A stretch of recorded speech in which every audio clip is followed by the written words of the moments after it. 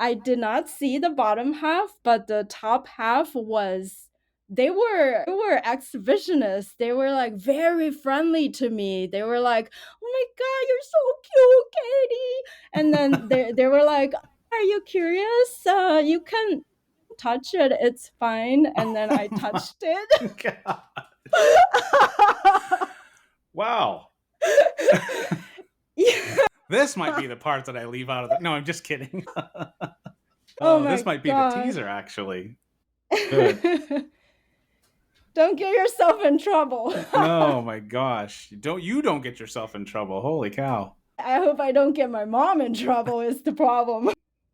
Welcome to the Where Have You Been podcast. I'm your host, Bill Ream, and each week on the pod, I have conversations with incredible guests from all walks of life.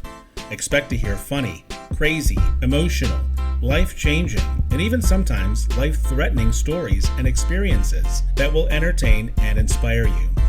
As always, I appreciate your likes, subscriptions, ratings, and reviews wherever you are listening. It doesn't sound like much, but it truly helps the pod get to the ears of more people who may enjoy it. And check out the website, whybpodcast.com, for links to the socials where you can find pictures from the guests and their stories, and also buy merch if you're so inclined. Now let's get to this week's episode. Thank you for being here. All right. Welcome back into another episode of the Where Have You Been podcast. Of course, as always, your host, Bill Ream here. And today I have a really fantastic guest that's definitely got a niche that I have not had on the show before. We have definitely had entrepreneurs on the show, but nobody that's incorporated travel in this way into what they're doing. So I'm very excited to allow Katie to introduce herself to all of you. So Katie, if you would be so kind, tell our listeners, who are you? Yeah, Bill, thanks for having me. I am an indie author. I write cultural travel books that's in the format of, brain puzzle game books. So it's pretty interesting. I'm enjoying it, but it's a new title for me.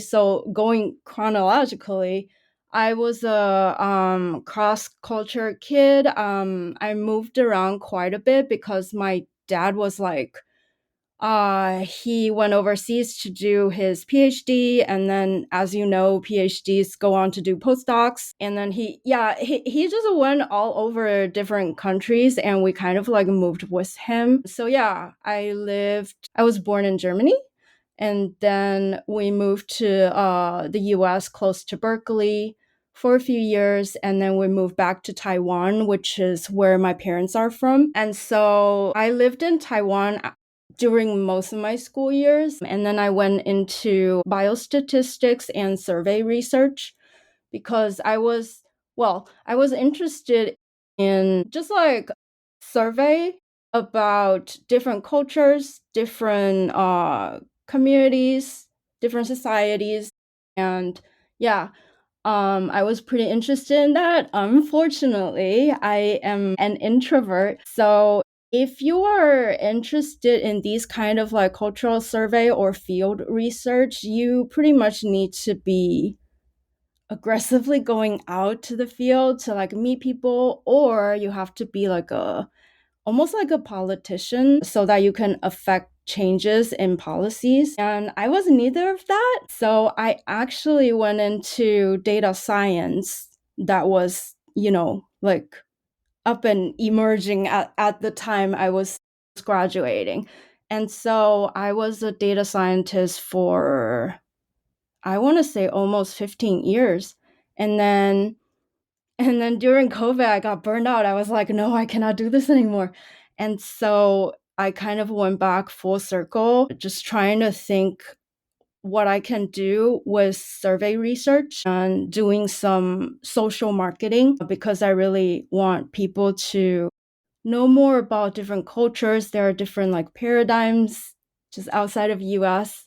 And I feel like our well, let me say this. I feel like our country is powerful enough that we have a lot of influence on other places.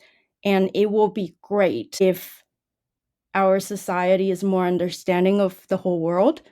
And so that's kind of how I came up with the idea of I wanted to do travel, because travel is kind of like a fun buzzword for most people. But at the same time, I want to like introduce a little bit of culture, a little bit of, for example, what kind of NGOs are in Barcelona, or like what kind of YouTubers are in Iceland. Those kind of things, just fun, lightweight, but it exposes you to something different. And I have been doing that for almost 2 years. Very interesting. So that's the kind of thing that you're incorporating into the books that you're writing now? Yes, I am. So if you look at my books, it really is, we call it variety puzzle books.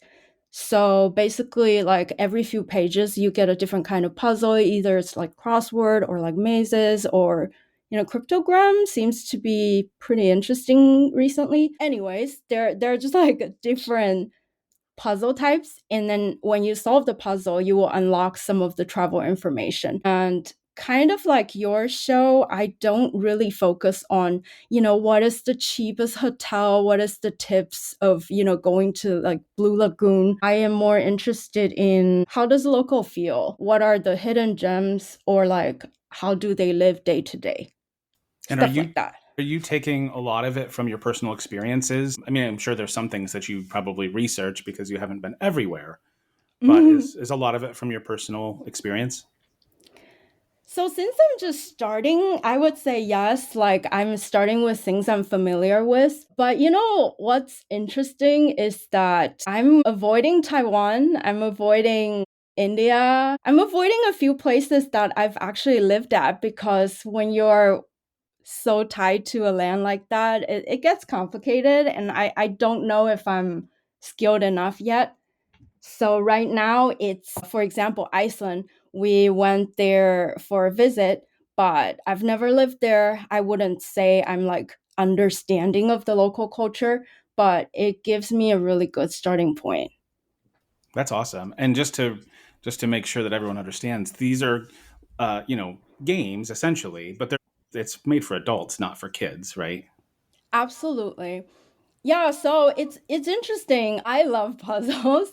I've been doing, different kind of puzzles, even jigsaw puzzles, like my whole life. It's just something that's like really relaxing for me. And so I know that there's like a small group of adults that does these kind of things. When I released my first book, that was like about 2 years ago, everyone was telling me, "Oh my god, you made a perfect children book. Like this is so much fun. I'm going to give it to my 8-year-old."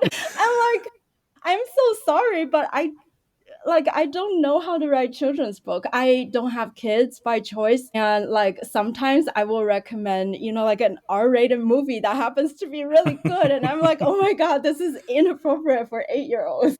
Oh my gosh, how funny. But if the 8-year-old is advanced enough to understand what they're reading, then maybe it's actually perfect for them to start to get it exposed to different cultures and things at an early age. So maybe you kind of Yeah, hit on something that's kind of for a much broader range than you actually thought. I hope so. Yeah, that's awesome. And so I like to get this out of the way early, and I don't mean out of the way, but I just want to make sure that everyone understands where they can find you and how they can interact with you and stuff early on, just because I understand some people don't listen to the entire episodes, they get busy or whatever. So could you tell everyone your website and maybe where they can find you on socials? Yeah, absolutely. So my main place is vegoutvoyage.com. That's my Shopify website. My book is also on Amazon. You can find it under my pen name, which is also Veg Out Voyage. Yeah, it's a funny name. I guess it just tells people that it's kind of a virtual travel, armchair travel. That's not physical travel. So yeah. That makes sense. That's awesome. So I will put that in the show notes as well in the description, make sure everyone understands where they can go, and I'll have clickable links depending on which format you're listening on. And so that's awesome. So I can tell with you that travel started at an earlier age because you were traveling out of necessity. Family was moving and things like that. But Mhm. I think you also traveled with the family, not just for necessity, if I'm not mistaken, at a younger age. And how did, if you didn't until you were a little bit older, travel like for leisure, how did that the moving affect you as far as getting like the travel bug, so to speak? The travel bug. Um, yeah, this is interesting because it's like so ingrained into my lifestyle. I would say before I knew anything, when you're a 3-year-old, you had no idea how the world works. I was involuntarily doing travel, but I would say after I moved back to Taiwan, that's the third country I lived long term at. That was around the time I was doing elementary school. Around that time, I started getting really curious about my lifestyle. Just like there are some habits I had that I noticed my friends didn't have. So, a really funny thing, the first time I went for a sleepover at my elementary school friend's like house, I flushed TP in the toilet, and apparently you're not supposed to do that in Mm-hmm. some of the like plumbing systems in Taiwan. I had no idea. Nobody tells me things like that. So, yeah, just little things. And I started to notice, there are just like different things that would pop up here and there. And I don't know, maybe I am just innate very curious about everything. So that kind of got me into actively seeking out different countries. I'm also a musician, so at that time, I think I was with like a choir that tours. And so the touring also it gave me a lot of like opportunities to go to like Singapore and like stay for 2 weeks. And I love that. I love not just travel, but having a purpose at the destination. So I really like that. And then after I got older, it just became, finding opportunities to go places. Like I did undergrad internship in India and stuff like that. I'm just very curious. Yeah. And I think that's Yeah. awesome, to be honest. And some people just aren't like that. And it just kind of is what it is. But I think just having that curiosity can really enhance your life when you can take advantage of things, or, like you said, kind of seek out opportunities that give you that chance to explore and learn about new cultures and things. This is the point, Katie, where where I will say my, the title of the episode, the title of Mhm. the show, and I will ask you. You've already mentioned the places that you've lived, some of the places that you've lived, but I guess besides that, and you can list however you'd like. You don't have to list every place. You can kind of just breeze through and give us an overview. But Katie, where have you been? Where have you been? So, yeah, quick recap. Born in Germany. In the United States, I've lived in California and Michigan, and then was in Taiwan for almost 2 decades. The fun thing is that I've also been to Tibet in exile. So, if listeners don't know, it's actually scattered within India. They have a few designated areas that they call settlements, and you buy plane tickets to go to India, but within India you will go to like these Tibet and exile settlements. And I did my undergrad internship at one of the southern side settlements near Bangalore, and it was really fun. So that is really fun. And then afterwards, I got the travel bug again. So I went to Uganda to do another internship. They call it internship, but it's more like a volunteering slash work vacation kind of thing. I don't want it to sound like I achieve something. But yeah, Uganda was really fun. While we were at Uganda, we also went to Rwanda, which is right next to it, and saw the genocide museum and how they were like rebuilding the country and all that. So that was really fun. um, I came back to the US for grad school. So has been a while. Was in Taiwan for 2 decades. And then I came back for grad school and started exploring more, I guess, you would call Western countries. I met my partner back in Michigan, and we kind of went to like more civilized places. So that's how Iceland came to be. And then we went to Spain, Barcelona. What else? We went to Norway, and I experienced my first ever. It was decadent. We were eating lobsters every single day. And then, like, yeah, You're it's speaking my language now. I think my lifestyle also changed a bit because now I'm a little bit older. I want to, just like actually relax, and cruise is good, amazing for that. Mm-hmm. Yeah. So yeah, Um, where else? awesome. Yeah. And that's okay. And if we come up with other places, we can add them in. But that's a great list so far. Yeah.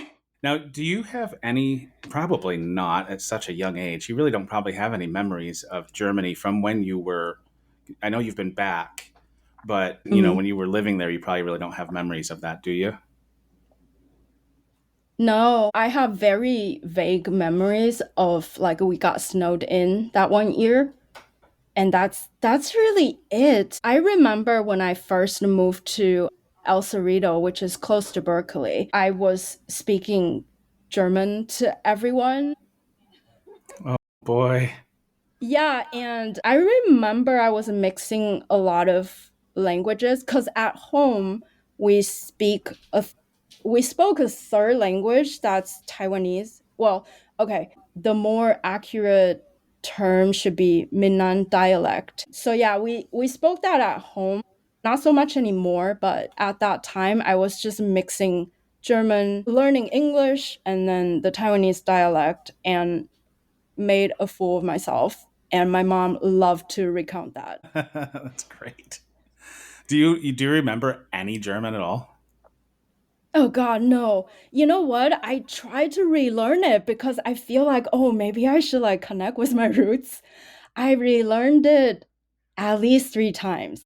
Never got past, like the basic counting one, two, three. And now I just gave up. Yeah. That's got to be tough. Yeah. I mean, when you disconnect from it for so long. So you speak today, I imagine you speak fluent English and fluent Taiwanese. Anything else? And Mandarin. So Mm. in Taiwan, the it's really interesting.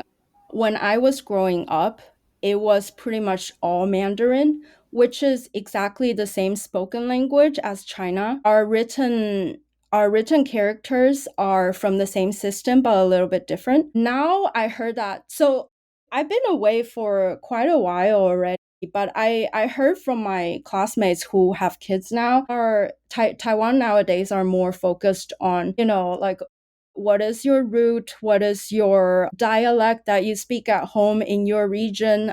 There was also a lot of emphasis on the Taiwanese aboriginals, so basically like native Taiwanese have their own spoken language, and so there's a lot of emphasis on that apparently. Yeah. Very interesting. And I never realized that the two languages were spoken the same and have two different written, I guess maybe in some cases. That's very interesting to me. It's actually a political thing. Chinese character, it's all from the same system that has been used. China has a long history, so it has been used for that long.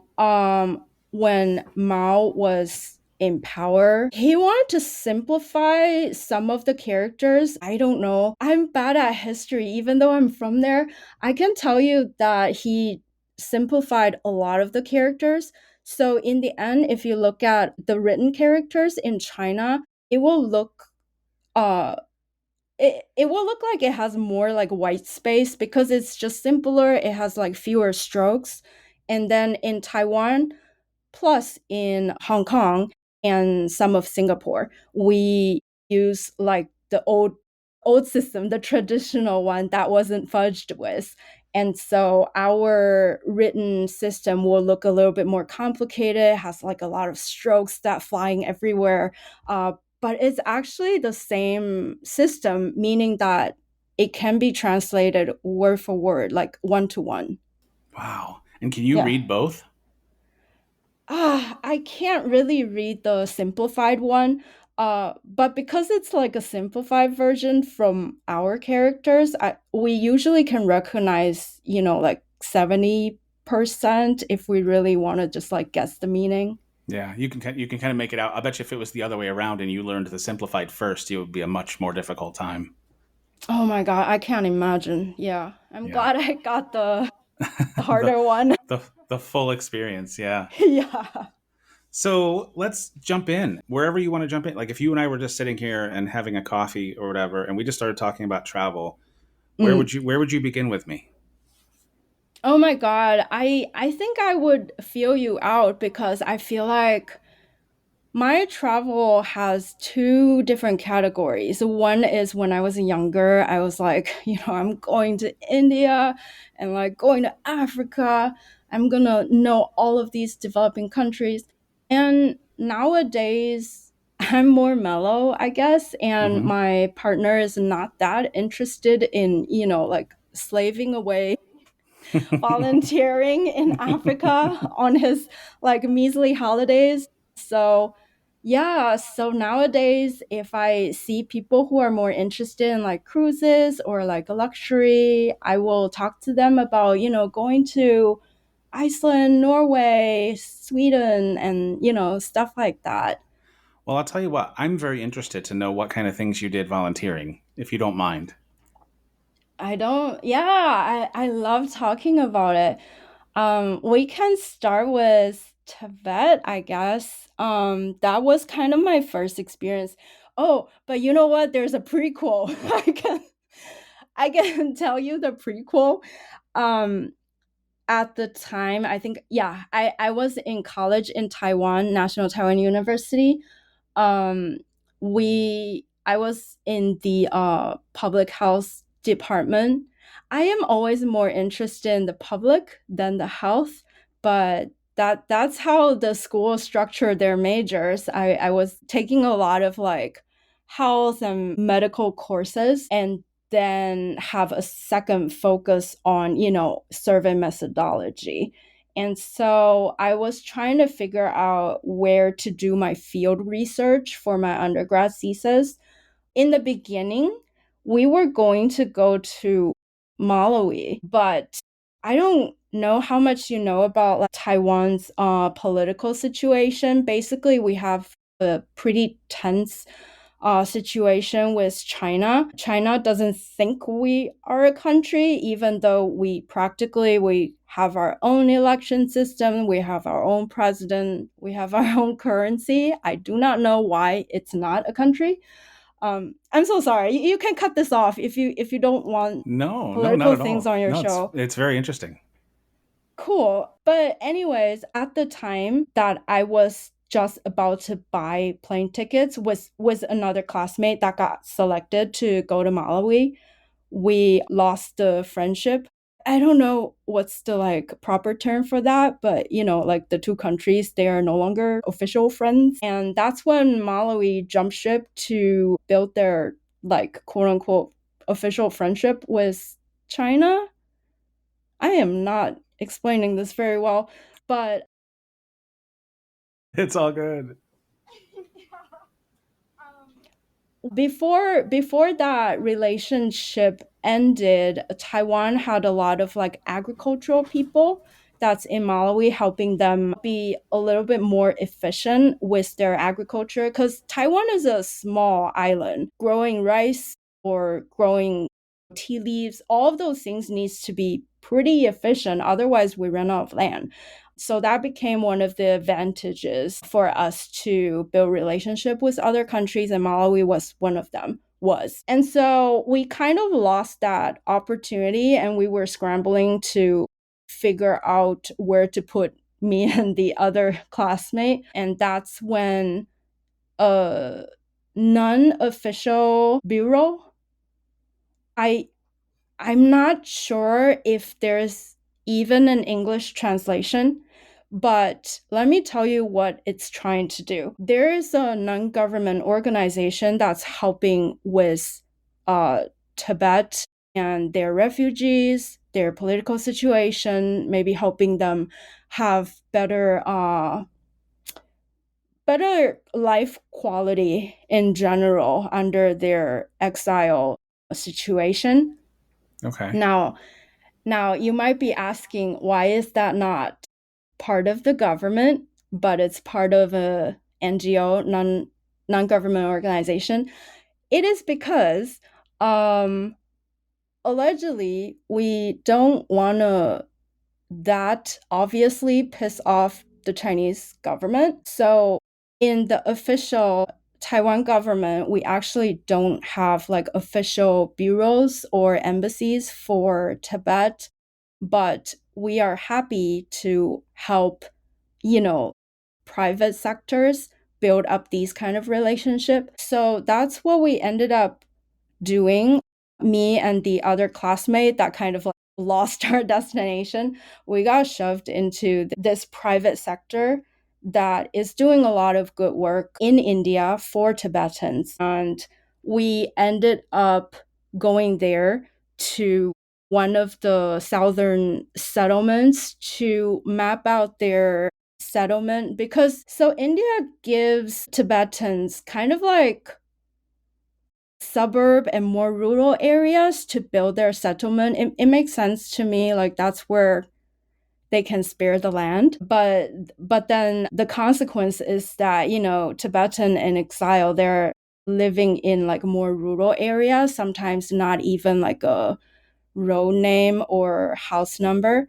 And so some of the things we did was, you know, just walking around the settlement. It's not that big. We walked around it and try to map out what is the main road, how does it look like, how many health clinics are there, because public health. We also just went on like field interviews, conversational open interviews with a few different prominent figures.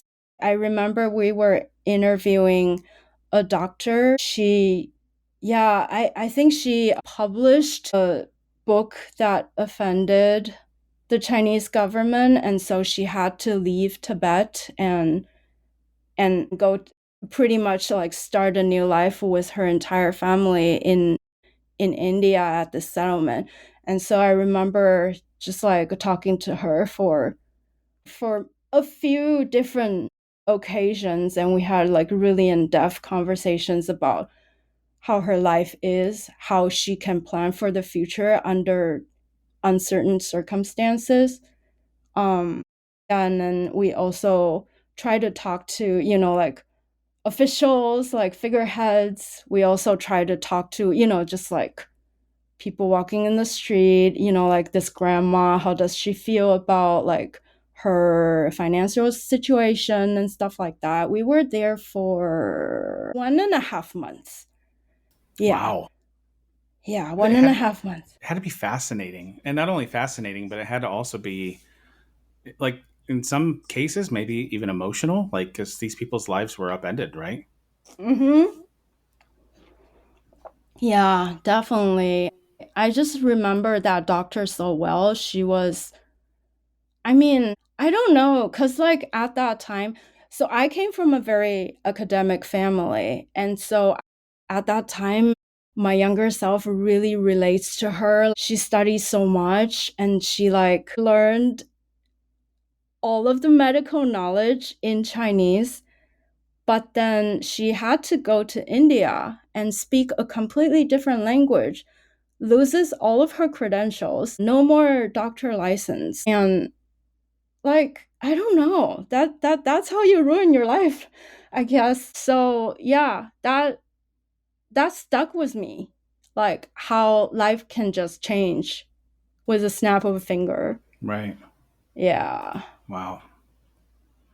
And then, and you also did, that wasn't the only place that you did travel with school, right? No, it wasn't. Yeah, so with this school in Taiwan, this is the only big one. After I came back to the US, I went on smaller trips with the University of Michigan. Like we have like a wow, what do they call it? The volunteering like survey. outreach group, and we went to kind of like the Texas Mexican border. That was really fun. But those are like shorter trips. I don't think we were there for like more than a week. It was just like you go there, you run your questionnaires and figure out what kind of like health clinics they have and like what kind of issues the border has, and then you go home and write up your report. Did you have time to explore on your own when you were there and at least take advantage of the areas that you were in? No, I don't think I was ever left alone. And at that time, I just came back to the US, so my English was like terrible. Like everyone had to like tolerate my broken English when I was doing like the survey questionnaires. So I was mostly like stuck with groups, but I remember we had like a really interesting guide that kind of unofficially took us over to the Mexican side. At that time, I was holding a Taiwanese passport. So let's Oh. just say that shouldn't have happened. But Oh boy. it was fun. Yeah, it was really fun.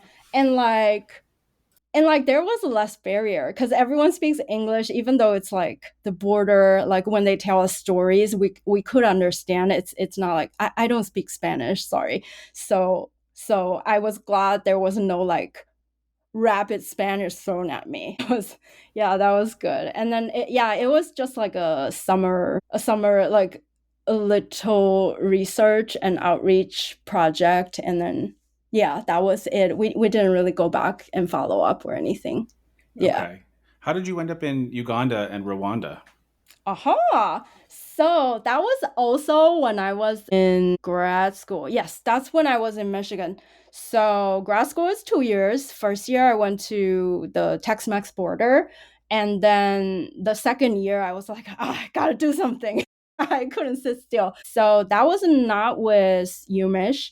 That was with like a they call it Volunteering International. I think that is the name. It's somewhere in Illinois, I want to say. So it's like a private sector. They organize these kind of trips for people who are not just interested in travel, but like interested in, like volunteering and be like immersive, like cultural travel, those kind of stuff. And so I found that online. And then I was like, yes, this is my jam. And so And so when you do something like that, are mm, you responsible for your own flights and things like that, or how does that work? yes, you usually are. You usually are. I know that some people, if you want to go like the more rigorous route or like want to have some academic output, you can probably apply for grants. Yeah, I think if like my professors probably apply for grants to go on those kind of trips, but like for me, I mean, yeah, we were just there at best interning. And so yeah, I didn't apply for any additional grants. I thought, yeah, I had some savings. I can afford the plane tickets to go to Uganda. And so that's what I did. And I think a lot of other international volunteers that's like playing in the international aid field are doing similar things. Unless they graduate and have like, 10 years of work experience, nobody's going to pay for your plane tickets or hotel. Like this field is not that rich. Right. I understand that. But Yeah. so when you were there, do you have like vivid memories or experiences that you had when you were in those two places? We don't talk about them often. Mhm. Uh yes, I have a lot of good and bad memories. So, one thing that really gave me cultural shock when I first landed in Uganda was that, okay, so I'm sure you know this, like on Google, there's like so many images and pictures of like smiling crowds of African kids just like surrounding a white person taking pictures of them. Everyone looks so happy. Hmm. I experienced that starting from the first day. The kids will chase us around and say, "Give me money, Muzungu." Muzungu means white people. And even though I'm Asian, I'm fully Asian, they can't really tell the difference. And, my skin is lighter than theirs. They will just call me Muzungu, like white people. You're rich, give me money. That's That's got to be fun. that I was a little sad because I wasn't okay. I wasn't sure what to expect, you know? Like it was my first time there. I was just like so excited to see like Africa, and then you went there and realized everyone is just struggling with money and wants to get money from you. Yeah, And that struggling was to survive, just to yeah, make ends meet. Yeah. exactly. So like if I can describe it a little bit, my host mom, her house was probably the like only two houses that has plumbing, that has like actual toilet. We never have electricity, cook on like a little stove in the backyard. Yeah, that was 2009. So it has been a while. Wow. I heard that it's gotten a lot better, but when I was there, that was the situation. And so I was just a little bit sad that, oh, maybe the friendship and connection I was looking for is not going to happen because our life is just so different. Yeah. But I learned a lot there. They put me at the AIDS clinic, and I learned two things. One is that I was helping them build like a electronic patient record system. A lot of them, well, because there was no electricity, so a lot of them don't even know how to use a computer. And so even though I was, helping with, like patient hospital record system. It's really just helping them figure out how to use their mouse, how to go on internet. If you see a virus on your computer, what do you do? Stuff like that. That is the one thing that's kind of like the desk work. And then the other thing is, you see the AIDS patients coming to the clinic, and sometimes you'll see like sicker or older woman that just makes you feel really bad, but then someone other volunteer will tell you, oh, you think this is bad? Do you know that only the healthier ones can come to the clinic and get their medicine? Yeah, Yeah, that is it's very yeah, it's sad to hard. think that the ones that you see that you think look like they're in bad shape, they're in better shape than others. Yeah. Yeah. That's rough. Any other stories from that time period? Otherwise, we can maybe move forward into more recent, like more for fun travel. But I don't, I don't want to discount because all this stuff matters. It's all these are your life experiences. So if there's anything we're missing, I definitely don't want to. I don't want I just want to shout out Rwanda. We were only there for a weekend. Okay, so how it works is that I live with other volunteers that's mostly English speaking volunteers and like around the age of like mid 20s, just like I was at that time. And then we would volunteer at the hospital or like at some kind of financial like bank small loan systems, and then weekend is our own time and we would like go somewhere. So for example, we'll go to Rwanda for like 2 days and just like sightsee. I also went bungee jumping over the Nile, so to. Oh yeah, my gosh.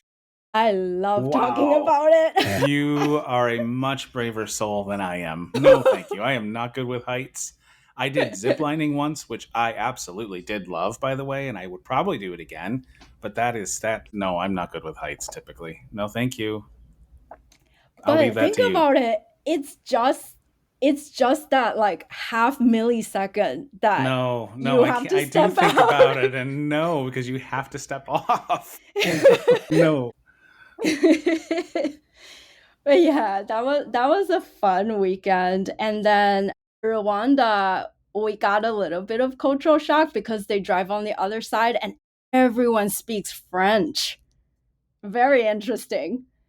Like you see like traffic police that's just like talking in rapid French, trying to tell us we have to switch to the other side of the road because we have no idea what we're doing.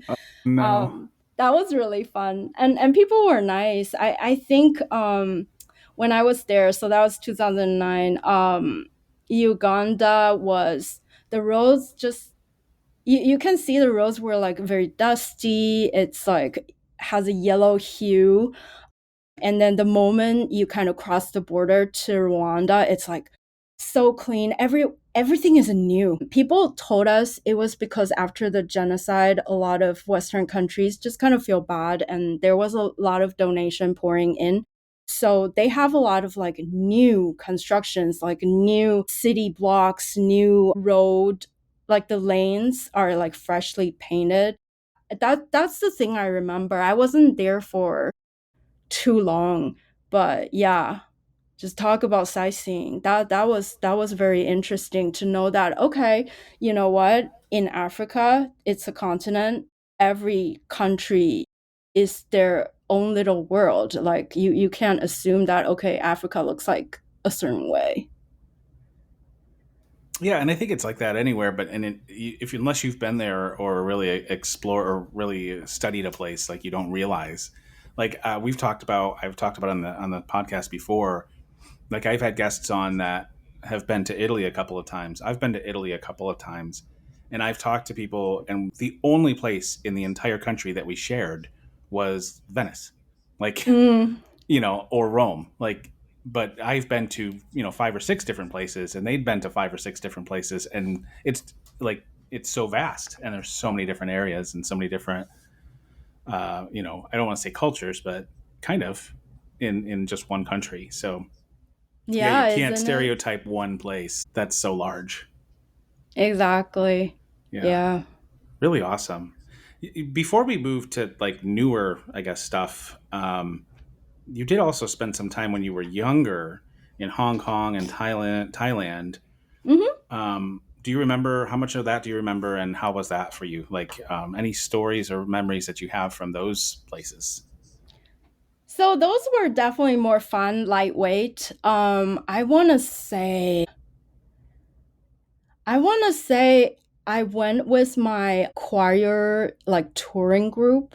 We went to Singapore. Singapore is really small. It's just like one city. So we were there. I think we did like one or two concerts, had one meal, and then we promptly went to Thailand. So if you don't know, they are all like around the same area in Southeast Asia. And so it's really easy to like island hop from Taiwan to like our weekend getaway is going to Japan. And then going to Bali, Singapore is one of the places that we usually go, Thailand. And so that's kind of what my choir did at that time. We were just like we went to like other sister cities to like interact with their choir and then like sing joint concerts and stuff like that. I was a kid. It was mostly organized by our parents. But yeah, it was fun. We got to eat like Singaporean food that is like more, how should I say it? They have like different seasonings basically. It's like satay with some kind of like peanut sauce. I remember eating that every single day. And then oh, one fun thing when we went to Thailand, so we were all kids. I would say I was just like I don't know if I was 10 yet, but it's Thailand and the adults were very interested in going to a topless show. And Oh, my mom I didn't expect that. my mom being very open-minded and liberal, she took me. Oh I boy. loved it. I did not see the bottom half, but the top half was they were exhibitionists. They were like very friendly to me. They were like, "Oh my god, you're so cute, Katie." And then they were like, "Are you curious? You can touch it. It's fine." And then I Oh touched it. my god. Wow. Yeah. This might be the part that I leave out of the. No, I'm just kidding. Oh Oh, this my might be the god. teaser, actually. Good. Don't get yourself in trouble. No, my gosh. You don't get yourself in trouble. Holy cow. I hope I don't get my mom in trouble is the problem. Hey, when in Rome, right? Yeah. Wow, but yeah, that was a good experience. And they were like all so nice, talk in a super deep voice and then look in a different way. Yeah, that's Yeah. very interesting. That's a story I've never had on the podcast before. So that's a keeper. That's awesome. Um, okay. So again, anything else? And and I say this to a lot of my guests. If we get to a point where, hey, we're running long and we still have stories to tell, we'll just do this again. You know what I mean? So Sure. I'm not really afraid to miss anything, but I just want to give you that platform that if there's any other stories or experiences that stand out to you from that time, otherwise, I would kind of like to go to like Iceland, like that area, like that Norway, and kind of hear some stories that you have or any memories you have from those places. Of course. Let's move on to lighter notes. Let's move on. Well, that was light. That was light, but yeah, let's go. Iceland was amazing. I think Iceland was very special to me because we were there right before the pandemic. So my partner and I, we try to do like a one big trip a year, and Iceland happened to be the trip that year. And then I Was that late 2019 or was that early 2020? Do you remember? we crossed the January 1st date there. Okay, perfect. And it's funny because I remember a lot of my trips that I've had. I don't necessarily remember exactly what year it was or what time of year it was, not necessarily, but I remember my last trip before COVID. It's just one of those things that stand out to you, right? Like Isn't that crazy? we went to Puerto Rico for Valentine's Day right before the pandemic hit. And so I'll never Oh, forget it. Like just because that was really the last time you could really leave and get out of the continental United States until like a year and a half later. was it fun? You know what? I've heard so many people talking about, they don't want to live in the US anymore. They want to go to Puerto Rico. And So we yeah. actually so we thought for some years about buying a place that we could just have somewhere to be able to travel to when we wanted to and maybe rent it out in the interim. And we debated between Puerto Rico and Costa Rica actually, and we ended up buying a place in Costa Rica, which yeah, but the only reason why we settled on Sorry, Costa Costa Rica Rica. over was because the threat of hurricanes, and we just didn't want to have to worry about that. But we loved Puerto Mm, Rico, and I'll tell you what: if you ever get a chance to go, do yourself a favor, and if nothing else, spend a few days on the little island off of the mainland of Puerto Rico called Vieques. It's beautiful. It's so beautiful. It's small. The cool thing is you can drink the water because they actually pump the water, pipe it underwater to the other island, so you can drink the water. And there's wild horses everywhere, and you can drive the whole place in like an hour. Like it's so small, but it's just gorgeous. And we had so much fun there. We did the bioluminescent bay, where you can oh, like you put your hand in the water and everything lights up, the little algae or whatever they are light up, and it's just it's gorgeous there. And Old oh my San God. Juan is one of my favorite places on earth. It's just gorgeous. But anyway, I digress. That was definitely go. But so how back to Iceland? Yeah. Sorry. Well, thanks for the tips. Yeah, I, for I've sure. never I never really been to like mid or South America that much. Hmm. It's new. It's like more foreign for me. Like Yeah, my comfort zone is Asia. and listen, I don't know if I could choose actually because I've spent time in Central America, South America, and Europe. And I don't know if I could choose one over the other because they're all so unique and different, and they're also Mm. beautiful in their own way. I don't know if I could pick one over the other. I just love them all, and they all are definitely worth giving a shot to. So, Oh man, I have lots to explore still. Um Back to Iceland, it was just really beautiful. So, as you know, it's winter time. We were there like every day was just like less than 4 hours of sunlight. It was a very interesting experience. You would think 4 hours you can't really do anything. Actually, they have a very long like twilight period where things are just dim but you can still see. So, we kind of like what time of utilize day that. did the sun come up and go down? Do you remember? Oh man, it was like around 11 a.m. when you actually feel that it's daytime, and then after 2 or 3 p.m., it becomes twilight again. And then I remember the twilight is 3 hours long. And so you get to do your sightseeing in like this dim light until like 6-ish. It's not too bad, really. And that was when we just moved from Michigan to California. And so my partner and I were like gun ho on like going back to a place that snows to experience living in snow again, Really? Most people I feel like would be the opposite. Happy to be away isn't from it? it. Yeah, that's cool. Yeah, we really missed it. Not so much anymore. We've been in California for like 8 years now. Yeah, it changed us. We need sunshine now. But yeah, back then we just really missed like the Michigan snow, the whole scene. And then Iceland gave us that. We were really happy about it. And then we went hiking in like the snow trails. And then towards like the end of like a 1.5 hour hike uphill, so you get to see like a natural hot spring like resort. Well, it's not even a resort. It's all like outdoors and you can just jump in, take off your clothes and jump in. Like everyone was doing that and there's no charge. There's no entrance fee. You just like go to a park, hike, and then go to hot spring. Yeah, there's It was amazing. there's places like that in Costa Rica too. I'm sure there's places like that all over the place, but there's places like that in Costa Rica too, which are very awesome.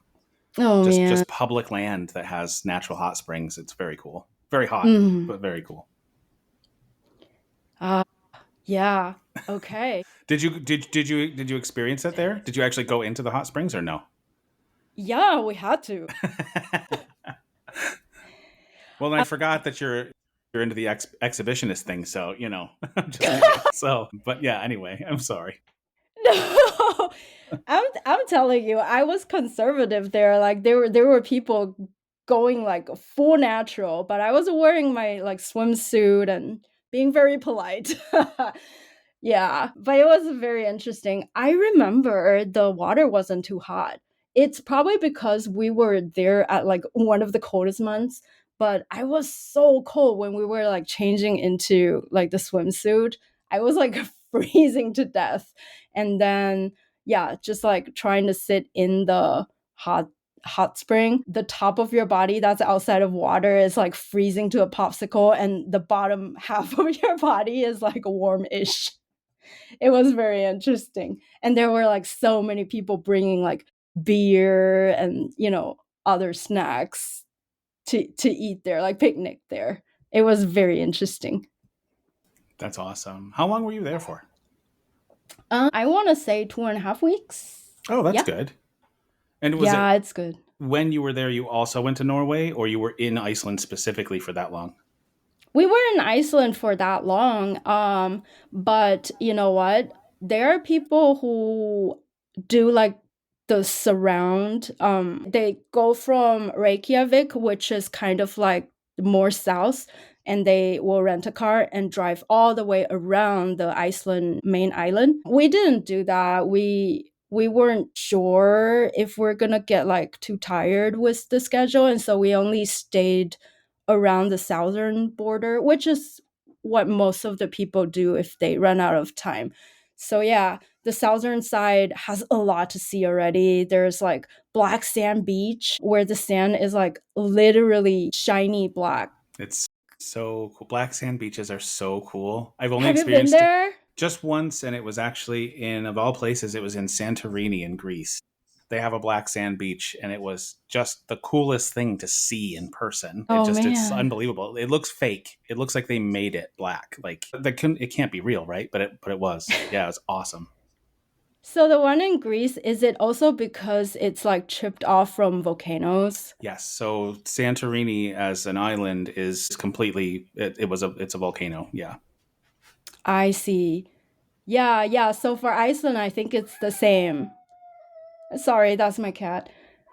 No, that's okay. Actually, I've been shooing my cat away that keeps coming over to me, so you don't have to hear her. So yeah, no, it's all good.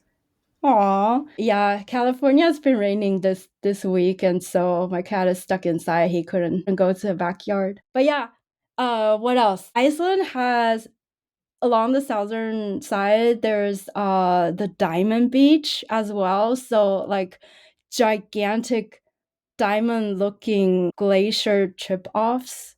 They just like they come from like the glacier, and then like these big boulder size ice cubes just land on this beach because of the current, and it's just beautiful against like the shiny black sand. It's like surreal. That's awesome. I hope you have photos of that that you can share with me. Oh yes. Oh my god. We loved it so much. I love puzzles, and so my partner got like one of the Diamond Beach pictures custom made into 1,500 jigsaw puzzle for me, and we have it framed in our bedroom right now. Oh, I that can is I can send you so that. awesome. That is so cool. What a great idea. How much fun was that to put together? It was definitely one of the hardest, to be honest, because like, okay, if you think about it, like those like commercially made pictures, they're all like very crisp. It's like HD, and like, yeah, they have very distinct borders and like color patterns, so it makes it easier to like sort the jigsaw puzzles. Not the case for our own picture. Plus, It was plus very the beach grainy. itself had to be terrible to put together.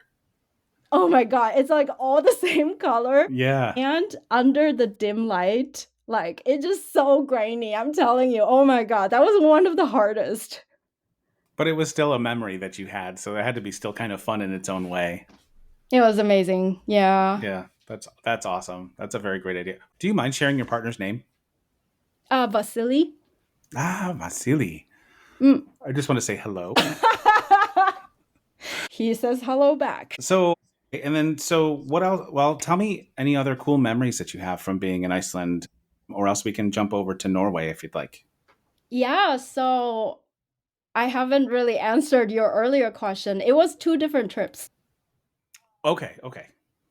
Yeah, at Iceland, we were a bit stir crazy and was thinking of going to Svalbard. So Svalbard is a tiny island. I'm not sure who it belongs to. I want to say Norway, but I really don't know. But it's just like a tiny island. There are some YouTubers there. You can find like vlogs of day in the life in Svalbard, but really we just wanted to go see like if we can run into polar bears.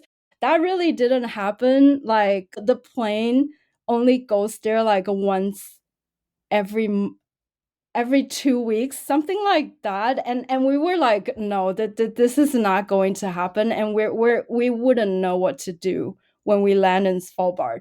So it was just very interesting that we had that idea. um, but yeah, so Iceland was Iceland, and then the next year, or maybe the next few years, yes, the next few years was sadly COVID. And then after that, I had my first cruise experience, which is along Norway. And so we were kind of going like vertically from the bottom to like into the, what is that called? Polar circle? Yeah, where there was like completely no light at that time. And Oh boy. then Is it the and then the is it the Arctic cruise. Circle? Yes, thank you. Okay. Thank you. Yeah. Yeah, the Arctic Circle, and then the cruise does a loop, and you go from the Arctic Circle back to, I think I want to say Tromso. That's where like bigger cities are usually in the more southern part because it has light, it has, more interaction with other countries. But yeah, that was a great trip. We had lobster. The one thing I remember, but we we also went. Okay, so like basically how cruises work is that it's very decadent on the cruise ship, and then you do these like excursions when you are like at a port, you can go down, and then they will organize different kind of like excursions for you. Whether it's Either it's like outdoors, or maybe you do wine tasting and stuff like that. So for Norway, we went fishing for crabs. That was very interesting. Oh, wow. How does that work? With nets, Yeah, right? yeah, with the nets. It's not like a fishing rod or anything. You put the well, first of all, you have to drill a hole on the ice, and then so you have an opening to put your net down there. They also told us you have to like get licensing before you can do that. So actually, more accurately put, we watched our tour guide fish for us. Okay. Yeah, because you need a license, and in Norway, they have the quota. I think it's a very healthy system. They have a quota for how much you can fish for so that they guarantee that there's, next generation for next year.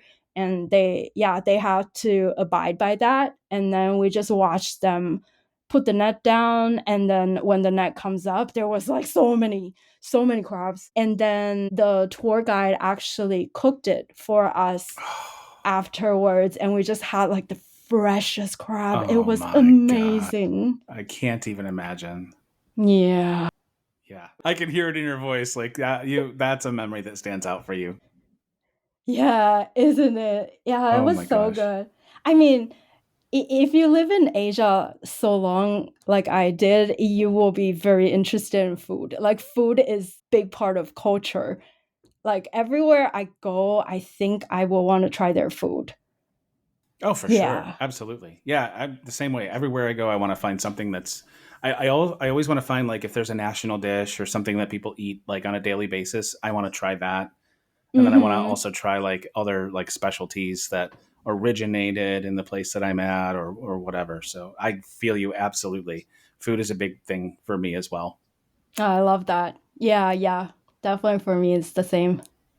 Yeah. What other experiences on the cruise? Anything fun happen even on the ship that you recall? I remember just like showering in a swaying boat. So after that, I went on another cruise that goes to Ensenada in Mexico, and that one's like ocean current was way more peaceful. I remember when we were on the Norway cruise ship, it may be a smaller cruise ship, or it may be that we went out into the ocean a little bit more, but it was swaying so much. I was like showering in like slanted water, and I Oh, was wow. like slightly headachy after that. But yeah, it was only the first few days that I had to get used to it, and then after that everyone was kind of just adjusted to it. I don't know. They also have like a small like a clinic thing on the cruise ship Mhm. where you can buy like motion sickness pills and stuff like that. So it wasn't too bad, and I didn't see anyone like, as bad as vomit. So I would say it's good. Yeah. Yeah. But We the we did swaying was interesting. we did one cruise. I've only done it once. I would definitely do it again. We did a Caribbean cruise some years ago. Took all the kids and everything, and my one daughter did not feel well for the, and I felt so bad for her because it was literally like half of the trip at least. She was just basically laying in bed and really not enjoying herself. But she had to go to the clinic there, and I mean they do a good job on the ships. I think taking care of you.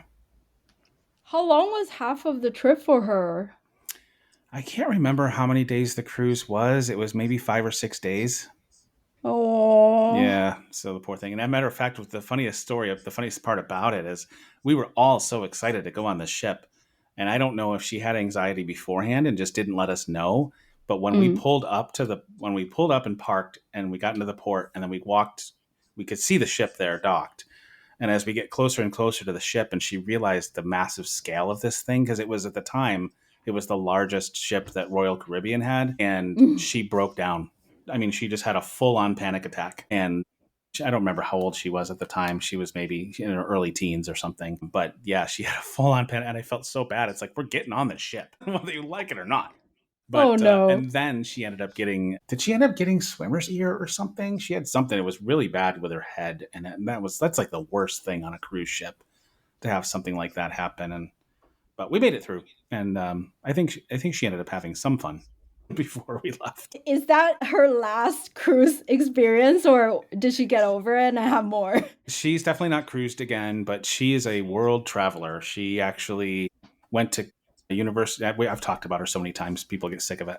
She went to university in Prague. She was there for three Fun. years, and then she did a study abroad from there to New Zealand, and where she met a boy, and now this has been a couple years. She graduated last year, and they've been together for almost, I guess, probably 2 years now, and they live together in New Zealand, where he's from, and then they're moving to Spain next year. So That's beautiful. yeah, she's been all over. Like when she was in Prague, she would take day trips to London or on her own, just whatever. Like she just loves to travel, and her mom did that for her. Actually, that's who got me into travel as well. I never left the country until, besides Canada, I lived in Western New York, so Canada was easy. But I'd never left the country really until 2016 when we got married and we went to Europe. So, but And now since you're doing a then, travel I podcast. know, but since then I've been all over the place. We've been all over. So much more that I need to see. So many places I haven't been, but I think I've traveled a lot in 9 years. So Wow. yeah, How does it yeah. change you? Oh, I mean, it opened up a whole new world for me, and we talk about this on the pod too. Like just getting out and just experiencing other cultures and life in other places. It will literally change you as a person. It will change your life. It will change your outlook. Mm. For you, maybe it's a little different because you traveled, it was kind of part of your life all your life. But Hmm. there was still that moment for you. But for me, I guess, I always just thought, home is home and life is life. And you work your 9 to 5 job and you have your kids and you raise them, hope they do well. And like travel's not necessarily an important thing. But once I did it, yeah, absolutely. Like meeting people and seeing how other people live and experiencing life through their eyes in a way, and understanding that like doesn't matter where you live in the world, you're still just trying to get by. People are still working, they're still raising families, they're still just trying to get through life, trying to make sure they have a better life for their kids. Like it's similar everywhere, no matter what the situation is. So I love that part of it, and I love understanding other cultures. It's changed me immensely as a human being. Oh, I love that. Yeah, I completely agree with you.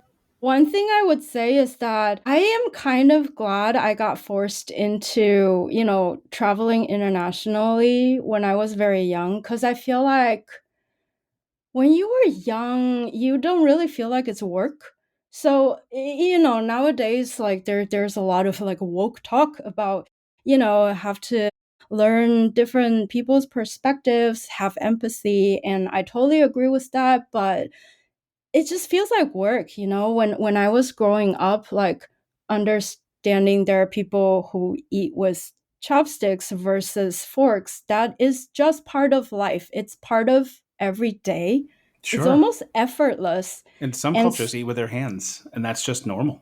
yeah, yeah, and I was really glad that I got exposed to that. I don't know who I would become if I didn't experience that, cuz like after I get older, so this time around coming immigrating back from Taiwan to United States, what I noticed very interesting is that I couldn't digest dairy very well, like cheese, those kind of like dairy products are not a big part of Taiwanese diet.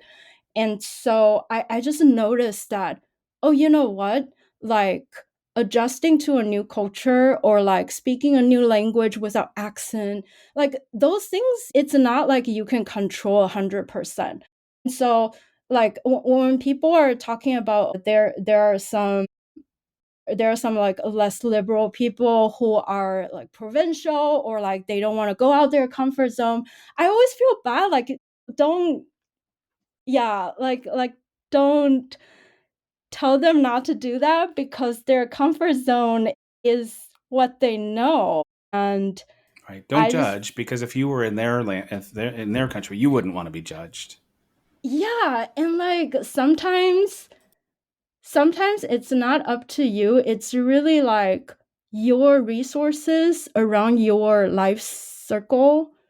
Um yeah, like what you're exposed to, you may not even know how to think a different way. You may not even know that there are resources out there. And so I just feel like there should be less fighting and more understanding is what I'm trying to say. Oh my gosh, and absolutely, and whether it's someone that comes into your city or you go somewhere else, you have to be open minded. You cannot have preconceived notions and judge people and whatever. And you, because you, again, you don't want to have that put upon you when you go somewhere else. So you have to be open minded and just kind of let things happen and take it in and just be human and be real with each other. And yeah, it's so important.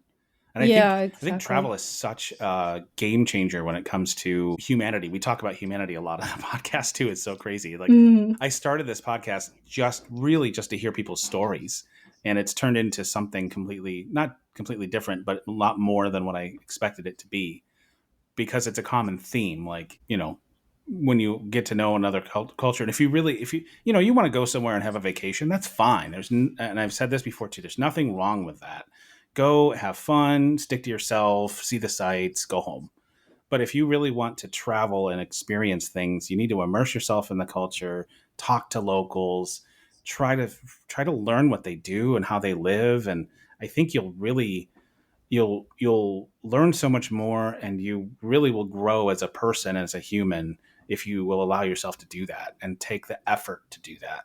So, Yeah, and you know what? I completely agree. And what I tell people when they are kind of like pushing back about like being exposed to other cultures or other norms, what I would say is that in the end it actually helps yourself cuz you get so much more understanding about where resources are at in the world and like how you can see things in multiple different ways. It really helps. Like in the end, I am the one who's benefiting from all of these. And I feel like that's really important for people to know. It's not just, oh, we have to have empathy for other people. Um it does help us as well. oh, 1,000%. Absolutely. Yeah. And if you do things right, you have impact on other people as well when you're in other places. Yeah, definitely for sure. So, in the interest of time, we should probably start heading toward the final five questions. However, we didn't talk about Spain at all. Do you want a quick recap? No, I want details. Tell me. I mean, listen, I'm in no time crunch. I try to be mindful of your time. So you go into as much detail as you'd like. Yeah, fond memories. So that was another choir trip. Um, I have always sang in choirs, and my partner Vasily, he also has a band, and I sing in his band. We perform gigs around California. Can we find him on Spotify? Yes, What's the name of the our band? our band is called The Wave and the Particle. It's kind of nerdy. Excellent. What kind of music is it? It's kind of symphonic metal, alternative rock. Ooh. If you know, if you know Nightwish or Evanescence, it's a little bit like that. I definitely know Evanescence. Yeah. Cool. Yeah, Evanescence is a big name. I'm going to listen as soon as Yeah. we're done. Oh man, thank you so much. Yeah, but you know what's interesting is that like music for me is always going to be a hobby. It's like such a serious hobby, but I don't want it to be tied to money. I think that would change my relationship with singing. That's Anyways, incredible insight. oh, well, yeah. I mean, it's to understand that and know that, and just know that you do it for the passion and the love of it, and not to make a buck. Like that's awesome. Yeah. Yeah, I'm glad I have singing like that in my life. So, segue into Barcelona. After we moved to California, I joined my current choir, which is called the Peninsula's Women Chorus. And then we do tours once every 2 to 3 years. I mean, it's a great way for everyone to do like a group travel. It's not really about, performing. It's really about going to like different music festivals, seeing different countries, seeing how their music repertoire looks like, and then maybe collaborate on like a joint concert. And so we did that in Barcelona. That was my like first time going to Spain. And we were talking about like different regions have different cultures. Spain is definitely one of the countries that has a lot of like different features regionally. And so, for example, Barcelona is they speak Catalan as well. You're not going to see that in, say, Madrid. And then we were there for 10 years. Shut up. I don't know if you can hear my cat. If he's annoying, I'll put Oh, him out of I can hear him, the but he room. sounds cute. Okay. Yeah, if it bothers you or affects the quality, let me know. But yeah, we were in Barcelona for 10 days. Yes, 10 days. And then, He's agreeing. yeah, I want to say the last 3, 4 days, we went to San Sebastian, which is further north. It's kind of like seaside, and then it's in a different county. I forgot what it's called. Basque, Basque country. Yeah, it's part of the region that's called Basque country. And so San Sebastian just feels so different from Barcelona. Not just because, one is a small town and one is a gigantic city. It's also because like the culture is just different. And that was really fun for me to see. So tell me, what else happened there? Did you go to Sagrada Familia? Oh my god, yes. We were there. I think it's still under construction. I'm not super sure. Maybe they just finished No, I when we believe were it's still under there. construction today. Yeah, Man, yeah, yeah, and it it's probably it's still going will on. be for who knows how long. Well, yeah. We were there and then we saw the construction side and we also saw like, the front that's really beautiful. It's already finished for like 100 years. And then we were there. We saw so many churches and cathedrals. And then I got really into the cathedrals. I found like a pretty obscure Netflix show called Cathedral by the Sea.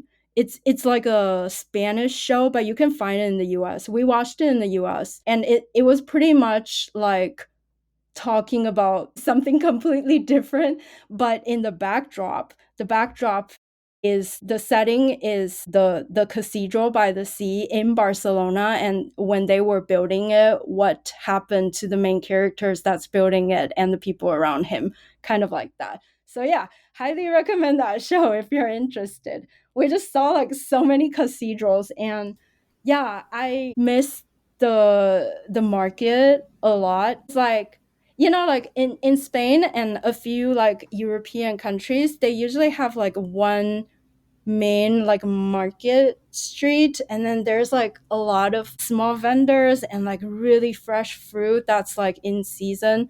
You don't really see those kind of things in the US. Like I they're yeah. love like outdoor markets or even indoor, but I love those that just going there and just seeing it, what everyone has brought to the table, and grown these beautiful fruits and vegetables, and especially if they're making food too, like while you're there. I don't know if that market was like that, but Oh god, yeah. it's so incredible.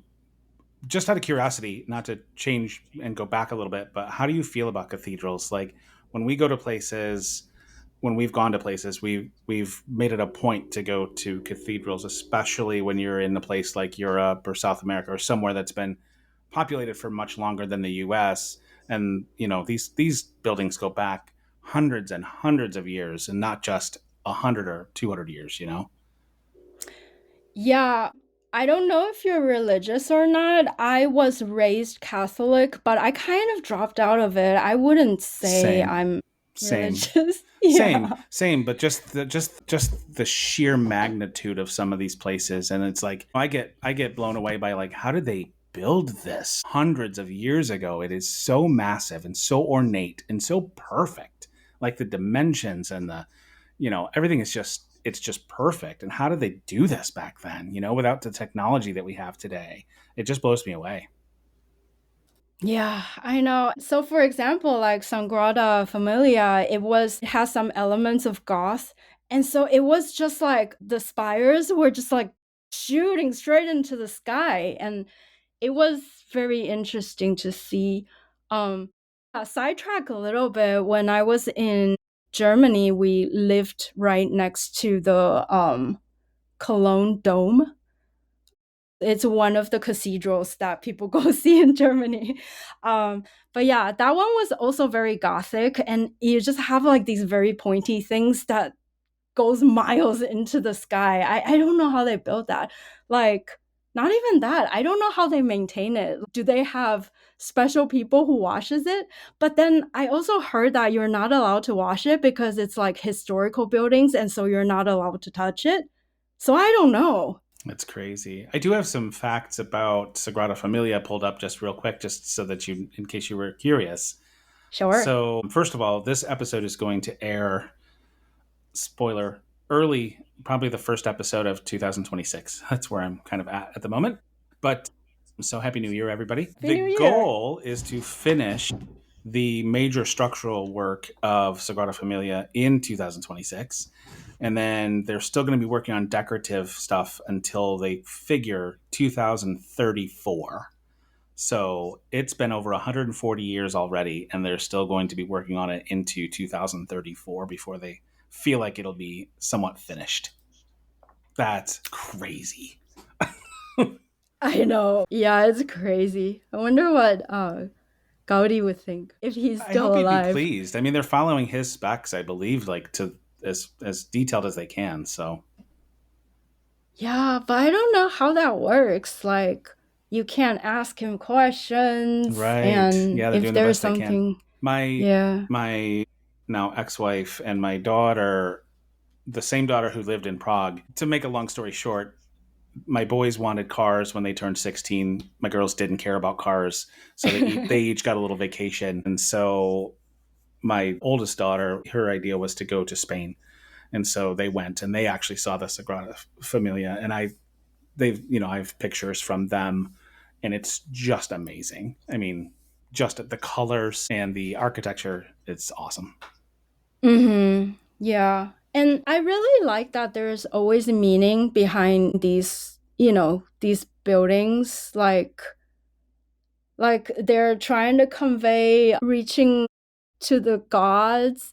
And I remember they have like three facades, and I can't for the life of me remember the names of those three facades, but they all have different symbolisms and different meanings. Some are telling like Bible stories, and some are like our cry for God to hear us. And I just thought those were really interesting. Like in the olden days, people are probably less busy, they don't have the smartphones, but like that's what they think about.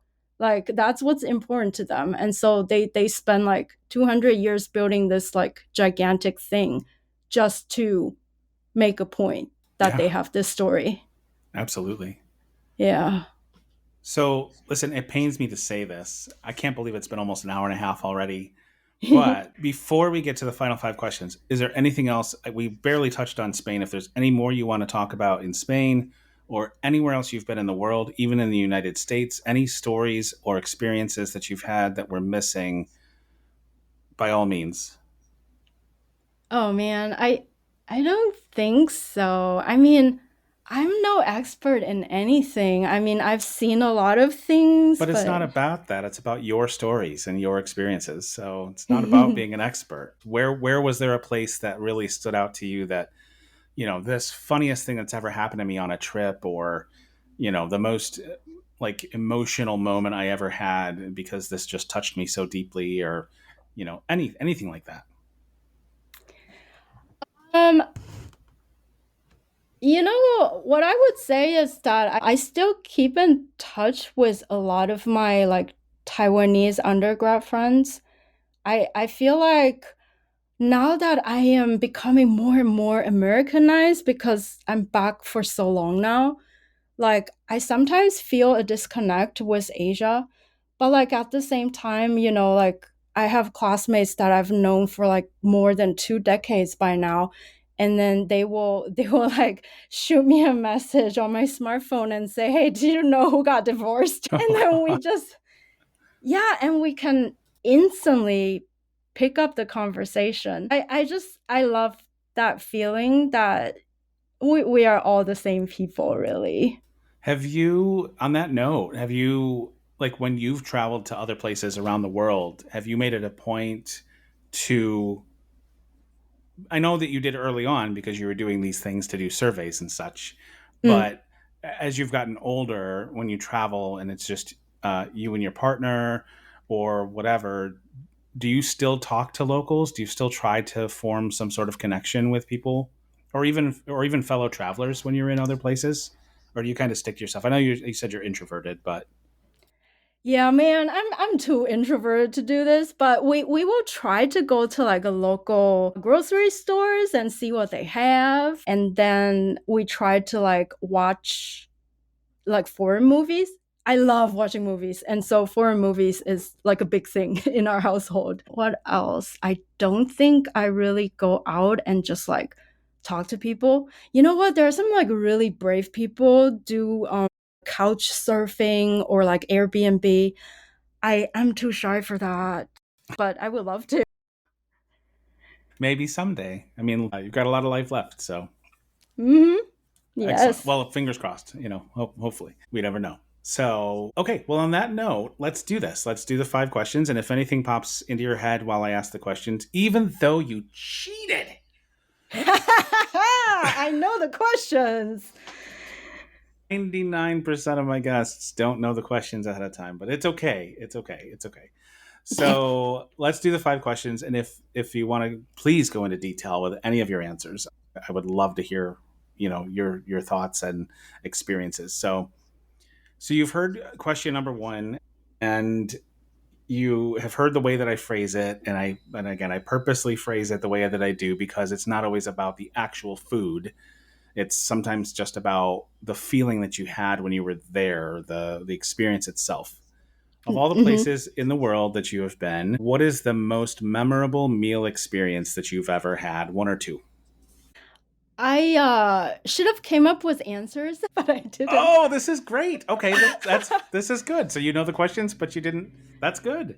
So Yeah. we're still going to be off the cuff. All right. I was very full of myself. I was like, I did my homework. But there has to be a meal or two that stand out to you as just this was incredible, whether it was the food itself or the people you were with or where you were or whatever.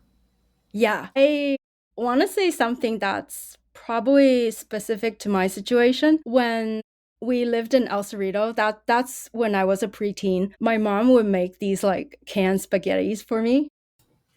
Okay, You can get it anywhere at Kroger or now Safeway. I'll let you finish with it. I'll let you finish the story, but I Mm. used to have the caveat, and I should still say it, outside of your own home. But I Ah, will still let you finish your story, but then you have to tell me one outside of home. okay, definitely. Okay. Wow, but what is home for me? Is it Taiwan or is it Well, United no, I mean States? just outside of your house. Your mom was making you dinner. That's Ah, what it's awesome. It's wonderful. I can't wait to hear it. But there's got to be something outside of home. I see. Okay. Yeah. So the spaghetti story can go quickly. Um yeah, it was just I remember that taste from when I was a kid, and then I haven't like seen it for like 2 decades. And then coming back, I was like trying to find that in Kroger, and then I found it, and then it just tastes completely different from my memory. Oh no. Well, that's no Yeah. good. I don't know if it's not good. I mean, it still tastes good. It's Yeah, just but it's not the same. not what I But do you remembered. think part of it is just because of your memories with your mom and her making it and everything? Like, do you think it's partly that and not just the flavors? I think it's both, actually. Like sometimes you We like, romanticize things in our minds. yeah, yeah, yeah. Something that was a great memory. We make it even better almost. Yeah, exactly. And I was actually gonna like say, if you have like a movie that you really like as a kid and then you rewatch it as an adult, it feels different. Oh, for It's sure. almost like that for me. Yeah. Is mom still around? Yeah, yeah, yeah. They my parents live in Taiwan right now. They don't want to come back. Well, you need to go there and have her make you noodles. Bring something with you, whatever she, whatever she did. Have her make it for you again. Yeah, I'll bring like 5 cans and say, "Hey, mom." Pick one. Which one was Yeah. it? Let's do this. That's so funny. But what is the most interesting? Okay, I already talked about the Norwegian crab. I need to come up with a different one. In Taiwan, there's this like Japanese restaurant called Momo Paradise. I loved it. They have sukiyaki. So sukiyaki is a little bit like hot pot, but it has fewer like it has a less broth. The broth is just a thin layer that's almost like a sweet sauce, like a gravy. And then you marinate like whatever you want, really, mostly meat in this pan. And I really loved it. When I was in Taiwan, like when I was around college years, Taiwan was like big on all you can eat buffets. We have all you can eat hot pot, we have all you can eat like sukiyaki, and all you can eat like cake, dessert. Yeah, it was crazy. But I had like way bigger appetite as a teenager. Now I don't think I can do all you can eat buffets. That's awesome. And I love a hot pot. We used to do it at home like once every few months just because it's so much fun. And the kids love doing it together. And we'd get two or three different broths set up and all sorts of vegetables and all sorts of meats and stuff like that. It was a lot of fun. I love doing that. I actually should do that again soon. So love it. Love it. Cool. All I'm right. so glad to hear. All right. Question number two. Of all the places in the world that you have been, if I was to say to you, Katie, here's a free trip, I'm going to pay for it, you go and have a good time, you would say, no, thank you, I don't want to go back. And that could be, and I don't usually preface with this, but some people need it. That could either be, I don't want to go back because I didn't like it, or I've experienced it and I'm good. But where would you not go back to where you've been? Oh, yeah. I remember hearing this question in your other episode, and it really got me thinking. So I think I would want to go back to anywhere I visited before. But in this point in my life, it's very interesting because I don't know if I want to visit Taiwan. The feeling is just too complicated. I have if I go back, I think there's just going to be like a swarm of relatives that's trying to ask me like when are you getting married? Like what is your job like? Like are you having kids? And that's too much for me right now. So maybe some Taiwan adjacent island will be fine, but I don't know if I want to go back say like this year or next year necessarily. And then I actually have a second answer. I really want to see my partner's hometown. He is Russian and his family immigrated to the US when he was around like 12 years old. Well, there's a war, so we can't really go there safely. Also, his age, we are a little bit worried that if he goes back, he might be conscripted. So, yeah, practical concerns. Yeah, so you would not go there right now. That makes sense. Yeah. And as far as Taiwan is concerned, it's not necessarily because of the place or the culture. It's more about your experience when you get there, right? Yes, it's a personal experience. I do want to say, Taiwan's weather, um, Taiwan is a great place to visit, but you have to withstand the heat. It's not dry heat, it's wet heat. So you will feel like the like heat is stuck to you. That is a one thing I know a lot of people complain about, but other than that, our food is great. We have mountain, we have seas, we have like everything. Yeah. Oh, I'm sure it's like Orlando on crack, probably, as far as the heat and the humidity go. Oh God, yeah, And yeah, I'm, yeah. It's a little bit like Orlando. Yeah. but much more scenic and much better food. No, nothing against Orlando. Okay, so so flipping that on its head, question number three is: of all the places in the world that you have been, this is a tough question for me because the world is so vast and there's so many places I want to see. So I feel like if I go back to a place a second time, I'm kind of wasting time where I could be exploring somewhere new.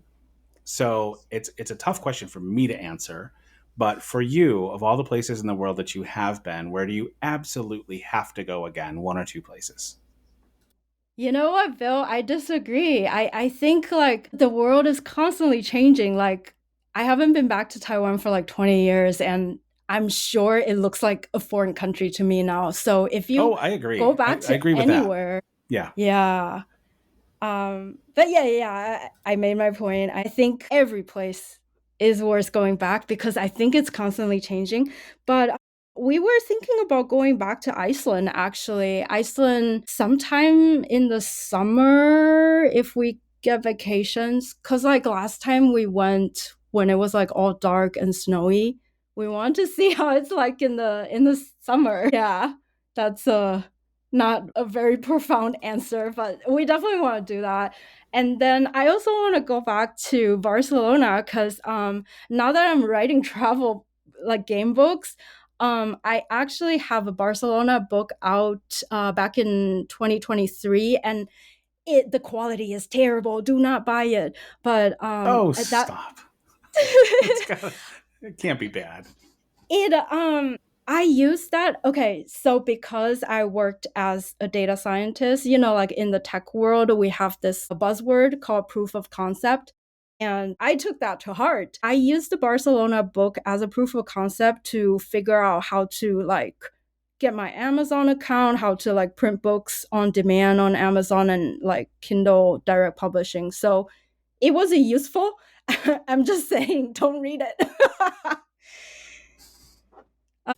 But yeah, I want to do like a second edition of Barcelona so that I do it justice. Yeah, and I definitely want to go back and walk around, maybe talk to more people. We have some like choir connections there and a tour guide that we have like contact with. And yeah, I just want to do this place justice when I come up with the new version. Yeah, maybe you pair the two together and make it like a package deal and people buy them. But you just said something incredible. You said talk to more people. Yeah, yeah, I did, didn't I? Yes, you did. So I'm going to hold you to that. When you go back, you have to talk to more people. Okay. All right. So, question number 4 is of all the places in the world that you have never been, where are the one or two absolutely must go places? Again, I always say not bucket list because, like, my bucket list is massive. But if I had to pick one or two places that I absolutely have to get to before I die, for you, what are those one or two places? So Yekaterinburg in Russia is where my partner is from. I've never been there, and one day we will go there.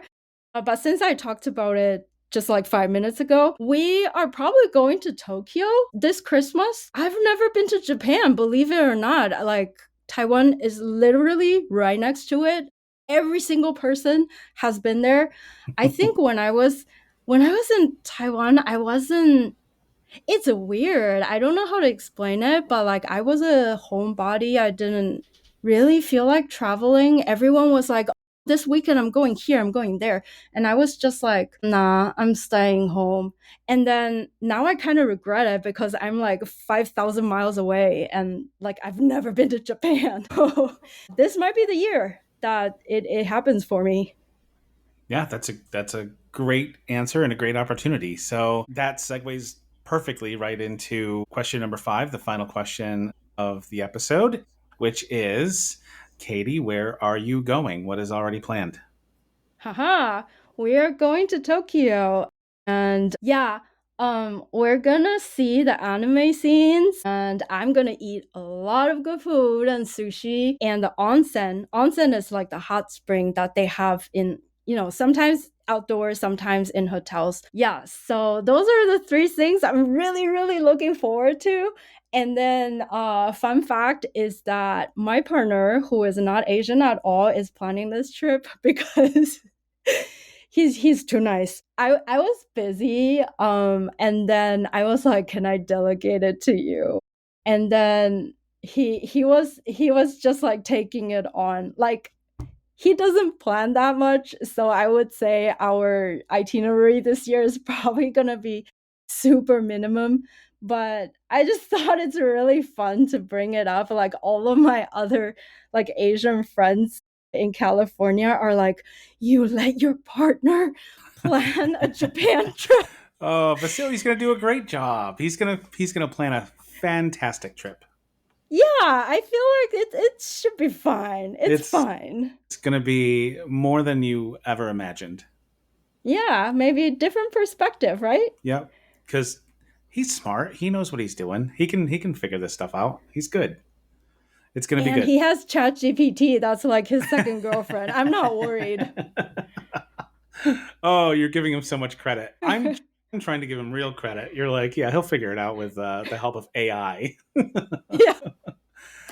Listen, this has been incredible. Is there anything that we missed, anything that popped in your head that you wanted to mention before we wrap the episode? Any other stories or memories? And if not, we will close things out. No, I'm really glad I talked to you. Thank you for having me. Yeah. Anything else that you want to add or say? Just some final comments or anything before we end the episode? Final comments. I think I want to circle back to earlier what you said. It's really about making stories. It's not about being expert in anything. If we just like go out, experience things, we will all experience different things, but it broadens your horizon, and I think that's the point. Yeah, I definitely agree. Thank you so much, Katie, for taking this much time with me. This is one of the longer episodes we've had, and I'm not upset about that at all. I think it was just a lot of fun. And so you're an incredible human being, and I look forward to talking with you in the future and seeing how your travels go. And maybe we do this again sometime like mid next year when you've done some more travels and we have new stories. And if you're up for it, I'd love to do that. I'll tell you about Tokyo. Yes, yes, I'd love to hear. So, and good luck with the books. And I look forward to trying some of them out myself. And I will again put everything in the show notes as far as where people can find you and find the books and everything. And so hopefully we can bring you some more sales as well. People who travel love to do travel things. And I think the idea of playing like travel puzzles and stuff is that's a great idea. I think it's great what you're doing. So I hope it takes off and continues to be a great career move for you. Aw, thanks for the plug. Yeah, buy my book, Veggie Yeah, Voyage. absolutely. Just not Spain. Thank you, Katie, Not so yet. much. Have a great day. Yeah, thank you. Bye. And there's another episode of the Where Have You Been podcast in the books. Thank you so much for listening today. It was another great guest with some great stories, as always, and I hope that you will support all of the guests by checking out the show notes and going to their web pages, seeing any socials and projects that they may have going on. And please, again, I'll ask as always to like, subscribe, rate, and review the podcast. It really does help to allow the podcast to grow and reach more people, and I appreciate you for doing that. Also, if you haven't done so, check out the website, whybpodcast.com, where you can find blog posts.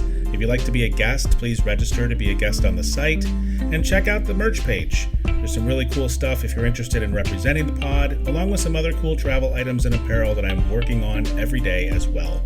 Join me again next week for another great guest with more incredible stories. New episodes drop every Sunday just after midnight Eastern Time. Until then, thank you for being here, and have a great day.